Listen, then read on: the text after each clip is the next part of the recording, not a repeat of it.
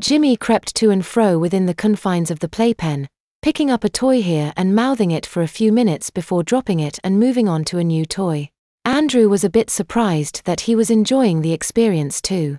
The toys had such interesting flavors and textures when Jimmy put them in their shared mouth. Within 30 minutes, Andrew felt a faintly warm feeling at the front of his diaper as he began to dribble pee. Seconds later, he felt an overpowering undefined urge in his nether regions just before his abdominal muscles contracted, and he was flooded with a warm sensation of pleasure as his bowels and bladder let go simultaneously. Jimmy cooed in simple pleasure while Andrew's more adult mind warred with itself. On one hand, he knew he should feel disgusted by what he had just done, but his feelings were all wrong. He had liked it. He just couldn't enjoy peeing and pooping his diaper like a baby, could he? Jimmy's bladder cut loose again, soaking the entire front of his diaper. Andrew could feel the warm pee running down his crotch and dripping off his testicles to pool in the bottom of his diaper. Jimmy grinned and chortled at the tickling feeling the dripping pee gave him and peed some more. Andrew was in emotional shock. He really liked the feeling of pissing in his diapers.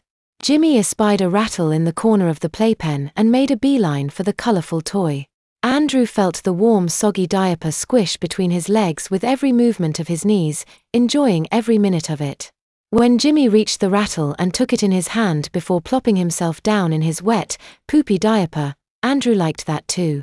Jimmy shook the rattle awkwardly with one hand while making loud consonantless sounds to accompany the musical rattling noise coming from the toy in his hand. This went on for a long time before Kaostoen reappeared and changed their dirty diaper and tucked them in the crib for their mid-morning nap. When they were awoken again, the rest of the day passed much as the morning had, as did the days that followed. Andrew had been taken by the dream and drifted from one nap to another without considering what was happening to him. The line of nerves feeding him information about the outside world gradually opened while he slept, giving him full access to baby Jimmy's sensorium. One morning, Andrew was surprised when he wished that his thumb was in his mouth so he could suck on it, and discovered that he was suddenly able to control his hand again as he promptly popped his thumb into his mouth. Later that day, he discovered that it was he, not Jimmy, who eagerly reached for the bottle of formula when Kaostoen gave it to him. He was even more shocked at the end of the day when Kaostoen tickled his belly as she changed his diaper and discovered that it was he, not Jimmy, who was chortling in delight at her attentions. After a day or two, Andrew could no longer keep track of time. Andrew looked around and suddenly discovered that he was all alone in his head. Jimmy no longer controlled any part of his body. By this time, however, there was no appreciable difference between the two. Andrew laughed and cooed when Jimmy would have and played with his toys in the same way. Their behaviors and mindsets were the same.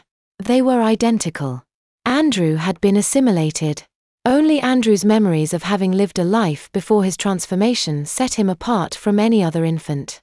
That night, Kaostoen bathed him carefully with Johnson's baby soap and shampooed his hair before coating him in baby oil and washing him again to seal the moisture in his skin and make it extra soft for the next day.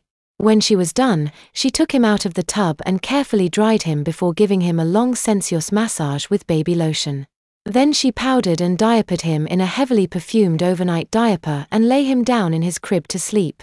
"Tomorrow is the big day, Jimmy," she said as she tucked his teddy bear by his side and covered him with his receiving blanket. "Your mommy is coming to get you and take you home with her. I think your mommy will be very happy with how you've turned out. I've never had a happier, sweeter baby to put up for adoption." Andrew smiled a tiny rosebud smile as his eyes closed, and he drifted off to sleep dreaming of a mother who somehow combined Amber and his birth mother in one person. In his mind, they had merged into a single person. Andrew awoke after having the strangest dream. Before he opened his eyes, he sought to ground himself in the memories of the day before reviewing the disturbing content of the dream itself. The dream had been so incredibly detailed and complex that he could hardly distinguish between his actual memories and the dream. Somehow the dream had blended with the memories of the day before until they seemed like a seamless sequence of events. He remembered having a conversation over the 3-foot-tall, steel-wired cyclone back fence with his neighbor Ali about washing techniques. Andrew had just finished mowing his small backyard and his neighbor was hanging up her wash on the line when he asked her why she didn't get a dryer instead of hanging out the wash. Ali had replied that she had a dryer, but that drying the clothes in the sun gave them a fresh scent that no dryer could possibly match. She told him that she only used the dryer on rainy days when she had no choice, and that on a perfect spring day like that day, there was no reason not to take advantage of the sun and breeze. Ali added in a maternal aside that her mother had told her when she was a little girl that the only way to dry a cloth diaper perfectly was to hang the freshly washed diaper in the breeze and let the sun sterilize it. Ali smiled in remembered disappointment and said that the knowledge that her mother had passed on to her might never be of use to her, but she wanted Andrew to know in case he became a father someday. She shook her head as she continued to pin her blouses and underwear to the line with clothespins. He had told her that spring had only brought him his annual sinus condition and had instantly loosed a violent sneeze as if to make his point.